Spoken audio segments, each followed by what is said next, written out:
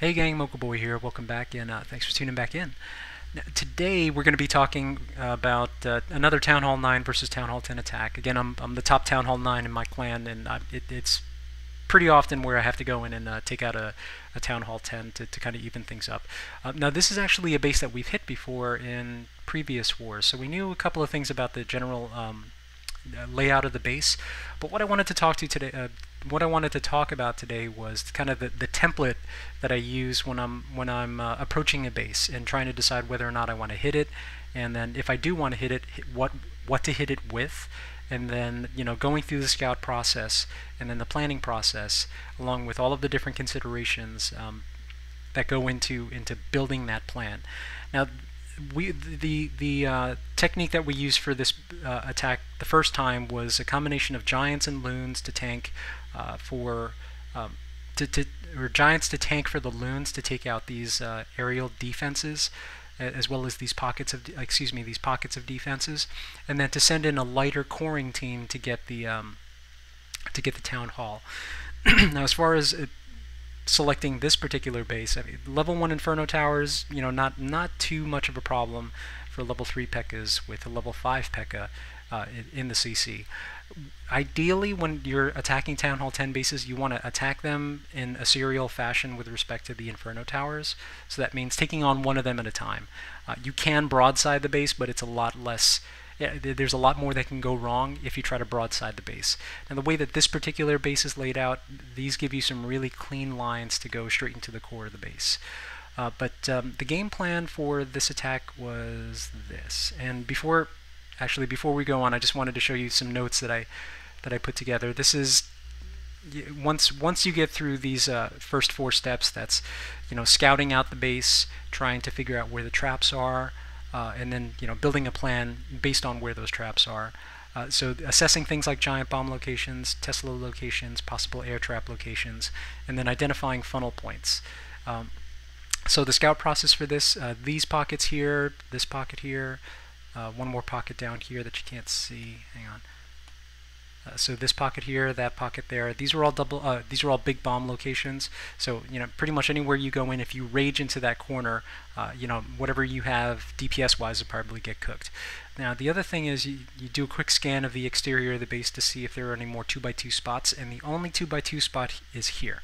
So this is going to be one section that you want to try to stay away from. And the reason that this really stuck out here was because of these decorations. Now, I don't know if you know this, but you can't drop a CC on decorations. That means if you wanted to drop a CC, you'd have to do it kind of off in this rough spot over here. So that told me, just threw up a bunch of warning bells. I said, let's pick a different spot to come in. So I chose to come in from the north. But the game plan, kind of in a nutshell, was this. Hang on one sec. A giant to tank for 4 loons, actually 3 loons here, and then another 2 loons here. This is a pretty low-level archer tower, so 1 would be enough to take that one out.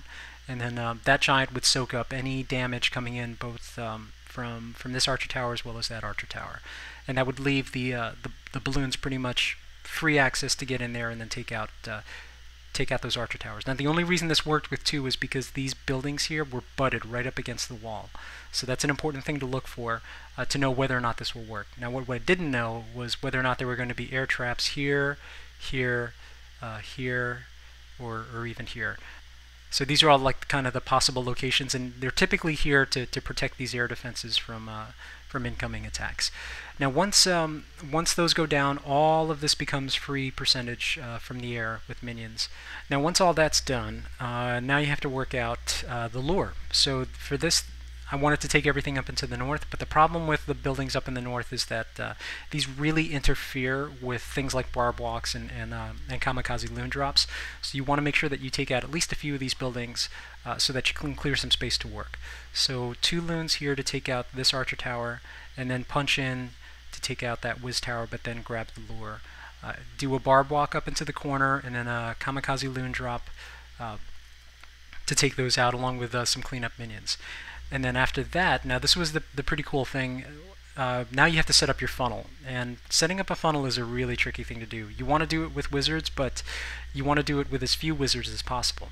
So yes, you could probably drop 15 wizards, but I only had so much troop space. So what I decided to do was to drop P.E.K.K.A.s with wizards. So a P.E.K.K.A. here, Wiz here, P.E.K.K.A. here, Wiz here. This archer tower is down, but this mortar is still in range. So I want to make sure that everything is keyed in on this P.E.K.K.A. as much as possible. Now the reason that these were selected was because of this. All of this space here, once his army camp goes down, the next closest target is going to be this structure and then that structure. So if you see what's happening, I'm actually directing my P.E.K.K.A.s back up to the tip, and then once these last buildings go down, they'll just shoot straight into the core. And then the wizards will take out these army camps, and once those army camps go down, there's nothing left to distract any of your troops from wandering off to the sides.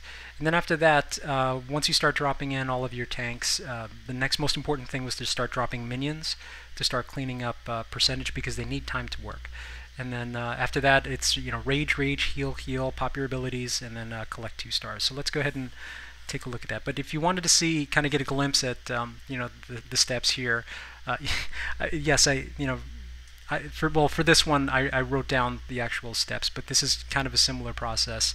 You want to practice these ahead of time, because you're not going to have a chance really to think when you're doing these attacks. You'll maybe get 1 or 2 options to assess whether or not what you actually did worked. But generally speaking, you want to practice these, or rehearse these taps ahead of time, so that your fingers take over and that you're not thinking about what to do and when to do it. You'll wait for things like, did my wall breakers make it, or timing them against mortar blasts. But for the most part, a lot of these things should be automatic. You don't want to find yourself in a situation where you have to think about what to do next. There will be times where things just don't go as you planned, but that just comes with time and experience. When you set up things like funnels ahead of time, it really takes a lot of the random factor out of targeting, and you can actually corral your troops into going where you want them to go. So enough of that. Let's go ahead and watch the replay. So giant to tank, 2 loons, 1 loon, 2 loons here, and that'll take out this entire pocket along with some additional defenses, as well as racking up some percentage. And I wanted all these buildings along with those defenses. Now, while that's happened, I've sent in my 2 loons from the top, as well as my cleanup minions, just to clear out some space. That's a really important thing. You got to clear out the area you're going to work in. Otherwise you're going to have a bad time. But once everything's out, it's just a simple matter of doing a quick barb walk. I wasn't sure how many loons I would need for this, or if some of them would be taken out by bombs, so I have extras kind of in the kitty, but didn't have to use them, so they'll end up being on cleanup. So that first loon goes down, takes out the skeletons, but here the next one takes out the wizards as well as the witch.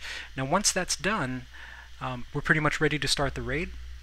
So it's going to be P.E.K.K.A., P.E.K.K.A., Wiz, those. Well, I dropped the placement there, but watch the P.E.K.K.A. pathing. Those wizards do their job and take out these distractions. They're just out of range. Well, not out of there. But yeah, I mean, as soon as that's done, you start funneling all of your troops into that pocket, and then drop your rage. I forgot to drop a heal. I was supposed to do that first. You want to make sure that they're recharged before the Inferno hits them, but there's always one step that gets missed. And then after that, once that Inferno tower goes down, there'll be another heal, and then another rage as soon as the heroes are keyed in on those troops. Now while that's all happening, I've gone ahead and started dropping in my minions around the base to start clearing up free percentage. But like I said, with all those distractions gone, there's really nothing left for the troops to get distracted by, and then it's just a simple matter of them running in to take out what's left of that core, and then just dropping in whatever troops are left here to take out the remainder of these defenses, and then just start racking up some free percentage. So yeah, and again, this is a template that you can use for a lot of different types of attacks, but one of my favorite things to do is to pick bases where the archer towers are accessible, and then I can take them out with loons to free up a percentage, and this is one of the bases that are really susceptible to that. But yeah, this is a lot of fun attacking, and just happy that it actually worked out this time. Yeah, again, I hope you thought that was helpful. If you have any questions or comments, just go ahead and drop them in below, and thanks for watching.